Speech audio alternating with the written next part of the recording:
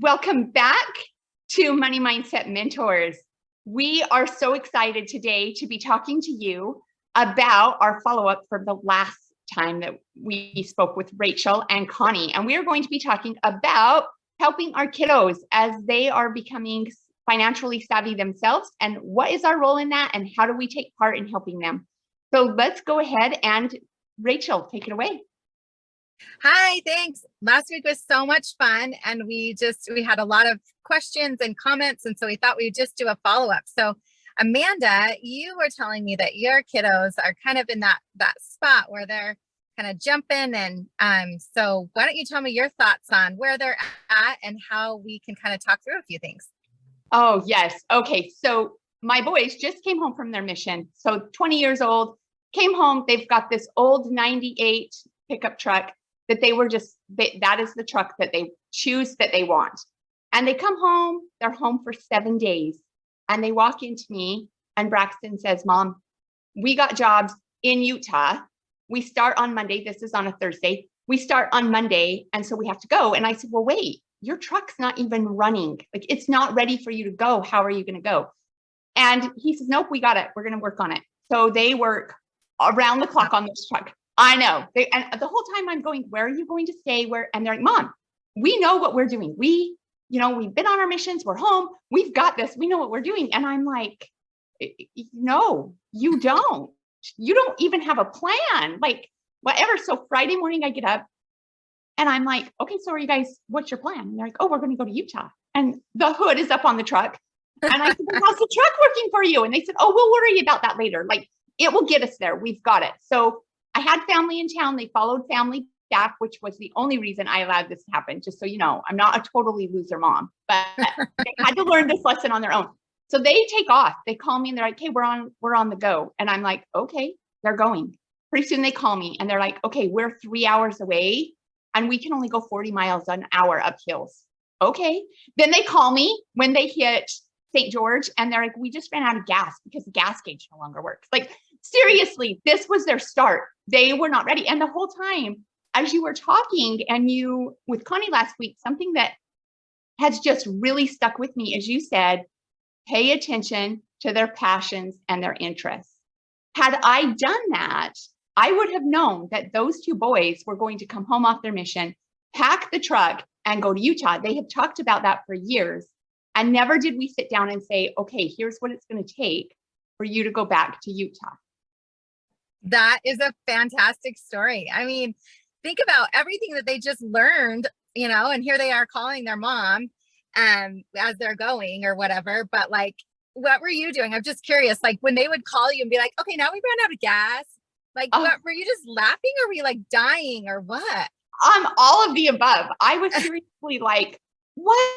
And at one point they even called and said, "Okay, we called a friend and they're going to come tow the truck." So then they had a tow truck, they had the tow experience and they go down. And the whole time, like, luckily they were traveling with family. I think if family wouldn't have been with them, it would have been different. But my mother-in-law and father-in-law were in a car behind them. Okay.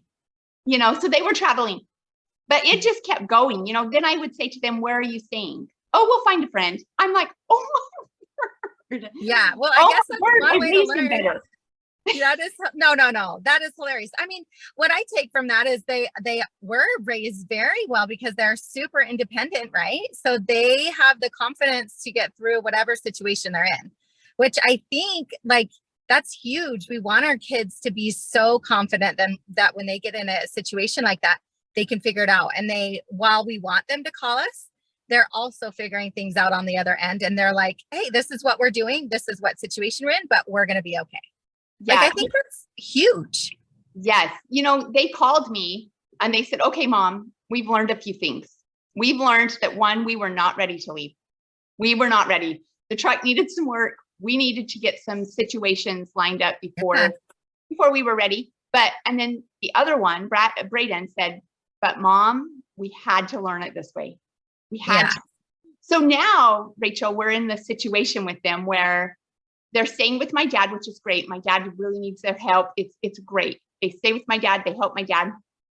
But they're also in a place where we need a spot for our stuff because they're kind of all their stuff, right? And they trust me. their boys, they come with a lot of stuff. They just have Sure. all this stuff.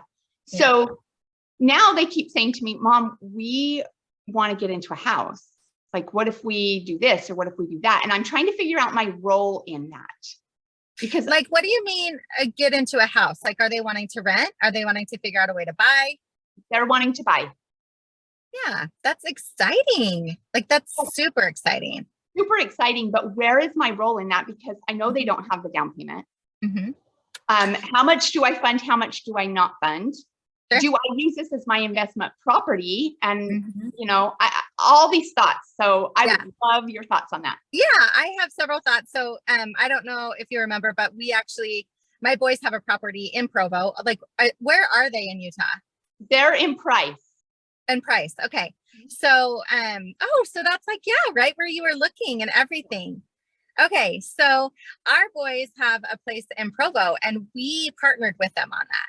So, and we set it up because kind of like your boys, like, okay, right now they don't have that, down payment, whether it's 20% or even just 3.5%, like coming home from their missions and, they've got money to live and things like that, but not necessarily $15,000-$20,000 or whatever it is for that down payment. So we set ours up where we would be that the bank basically for them. So that was our half of things, and their half of things, like they're doing all the maintenance. They do all the finding of roommates. They make sure everything is paid. They make sure the utilities are set up. They make sure if problems happen in the house, they're responsible to get those things fixed.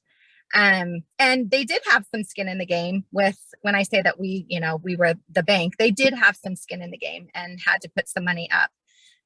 Just that's how we did it. And so I think once again, that's why I love talking about this stuff, is because there's so many different ways that you could put this together. So if you want to use it, if you and your husband want to use this money as your investment property and set it up something similar to ours, by all means, like that would be so fun, right? Or if you want to, if something else makes more sense to you guys, or just you feel better about a different way, you could make it work however you want it to. So, yeah. Yeah, I like that. So then that would go into like, do they pay rent? Do they not pay rent? And just looking at, maybe they could be the property managers and looking at that type of an agreement with them. Yeah. Would you say, so my boys are very hands-on, very, very, I mean, they can just do anything that they put their minds to. It's incredible, the things that they can do.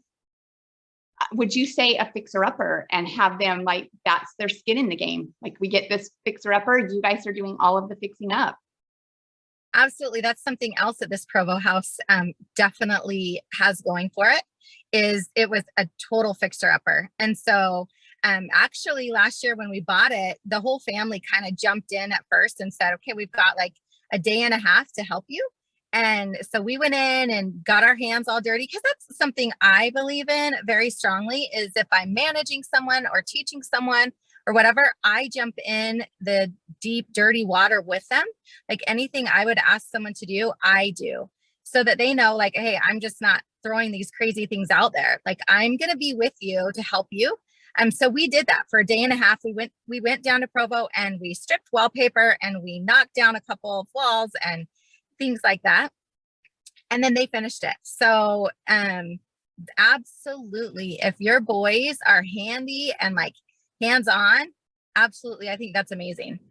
Yeah, and the thing I love about that is it also allows them to gain skills and experience, right? Absolutely. So one of the houses they sent to me, I'm not even kidding you, like when I started looking at it, I went, it's not even a house. Like it's stripped, like right down, which is a great place for redesign. So I'm like, okay, this is kind of nice. We can really look at what we want to do and how we want to make that work. So I was thinking, oh, go ahead. Oh, I was, okay, you're up. Okay. So when you say it's stripped down, do you mean like it's down to the studs? In some places, yes, it is down to the studs in some spots. Some rooms, no, some rooms you can see I don't know if it looks like sheetrock to me. I have not walked in it, so I don't know. I don't know if it's plaster. Yeah. Yeah, I don't know if it's sheetrock or if it's plaster. And then in some parts, it's down to studs. Okay. So yeah, you're right. That totally allows you to reconfigure how you would be able to make the most of the square footage in there, and also to bring in the most investment money. So that's, I mean, I love properties like that, as long as you're confident that they, you know, that they could do it, or you have someone that can jump in if they do need some guidance on that. Yeah. So my next question would be, when you're looking at cost of repairs on that, like Mhm. ballpark figure, Mhm. if the house is a certain amount, do you double it? Do you triple it? Like, what am I looking at that? Well, so what we do is, first of all, if this is your first kind of go around in price, which it sounds like it is, and so you're kind of not very familiar with what the costs might be, I think that it's smart to kind of first use Google, try to figure out some costs that way. And then when you kind of have an idea of things, start reaching out to a couple of handy guys, handymen, handy women, whatever, to see if they can actually, and if they are willing to come and walk you through and say, okay, you know, this bathroom is going to cost you 15,000 to redo, you know, your kitchen, etc. Um, a lot of people won't do that. Like handy people won't do that unless you have a relationship with them. So like if your in-laws know anyone, you know, you could be like, hey, we're willing to pay you X amount to come in and kind of help us with this. But that way, you know what the numbers are. And what I love about that too is that you can use those numbers for additional properties. So if you can pay somebody for their expertise on a property, then you keep those numbers handy. So like, okay, so if I'm tiling this size of a bathroom, then we're looking at X amount of money depending on how much the tile is, but labor is kind of consistent in this area. Does that make sense? Yes. And it's so funny that you say that, because I didn't even think, like, I have another son and he's in business construction. So Oh, he does just this yes. stuff. So he could tell me, he would be a wealth of knowledge as well. Absolutely.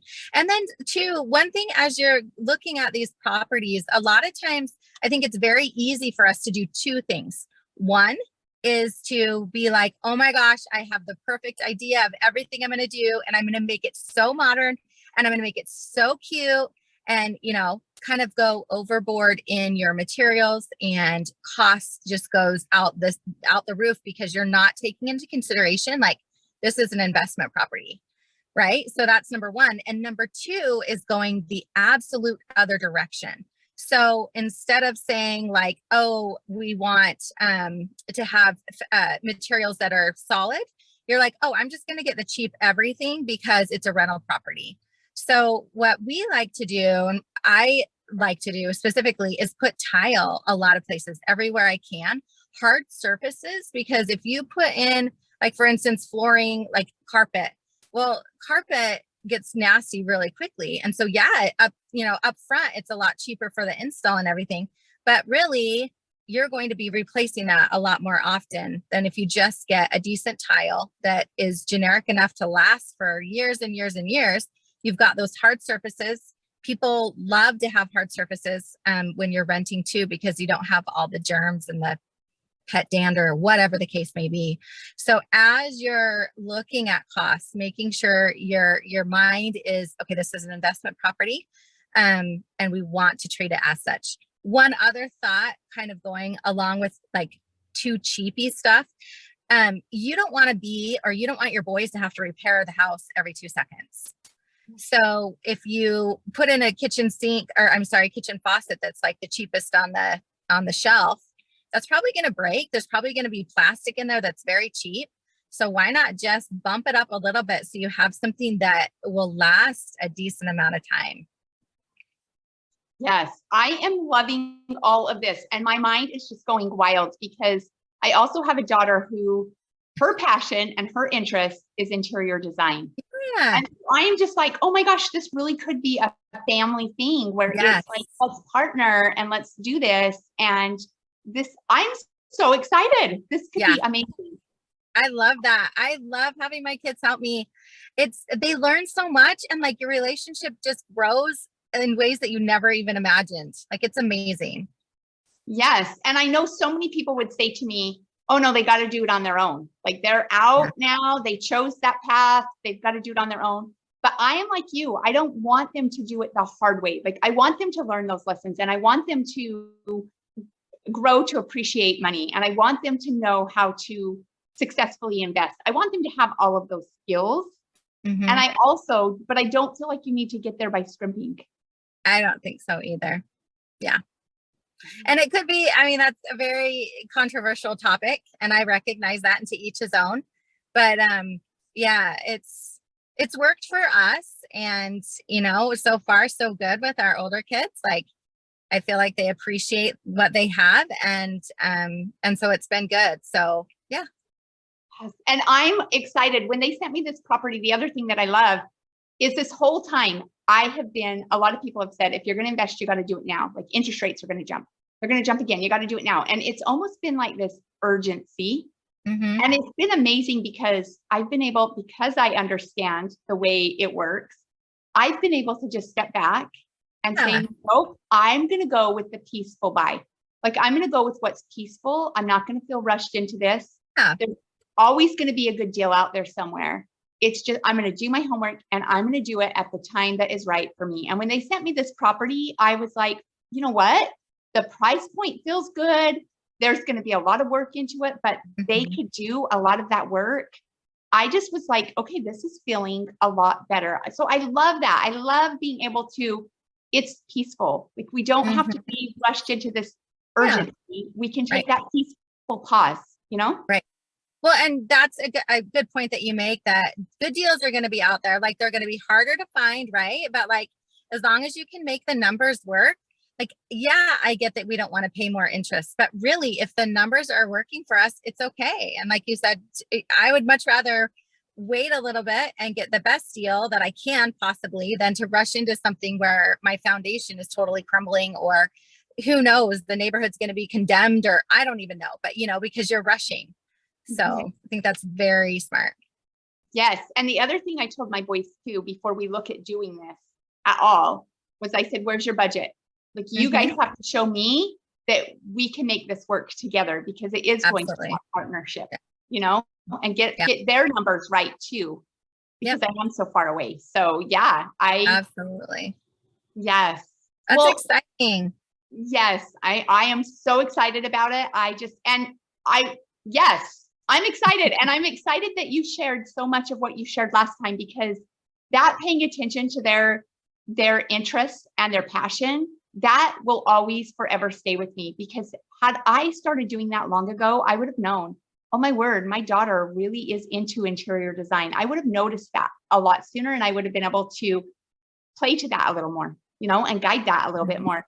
And the same with my boys. Like I said, I would have known that they were coming home just to pack up their room, and they were gone, and I could have had a truck ready for them. Right. Yeah. Yeah. Like, oh, yeah. Please. Although I'm like selfishly thinking, because I've got a son on a mission right now too, and I'm selfishly thinking, oh my gosh, I hope he doesn't just come home and 7 days later, like he's like, I'm leaving. So, I mean, it's a double-edged sword, right? Yes. Yes, it is. Yeah. So, yes, that's so fun. All right. Well, anything else? Any other tips, thoughts that you have? I'm really impressed with your boys. I think that's, as we're raising our kids, I think that's something I didn't understand with my older kids necessarily, was like, okay, we're raising them. We want them to be strong, independent people, so that when they do go out, when they do either make mistakes or come upon like situations where something goes wrong, that they have the courage, and they also have that solid foundation to know, like, hey, I'm smart enough. I can think through this. I'm going to be okay. And I'm not going to die in this situation, And so I think as we're raising our kids, just remembering like, I don't want my kids to leave the house. Right. But at the same time, that's what we want. And that's what we need. We need them to be strong and independent. And so teaching these things at a young age is going to help them be ready for when the time comes for them to leave. Yes, I love that. I love the idea of making them as independent as they can possibly be. That's what we strive for. Absolutely. Yeah. Thank you so much, Rachel, for joining us. Yeah. Thank you guys for tuning in. We will see you guys next week. Have a good day. Bye, Amanda. See ya.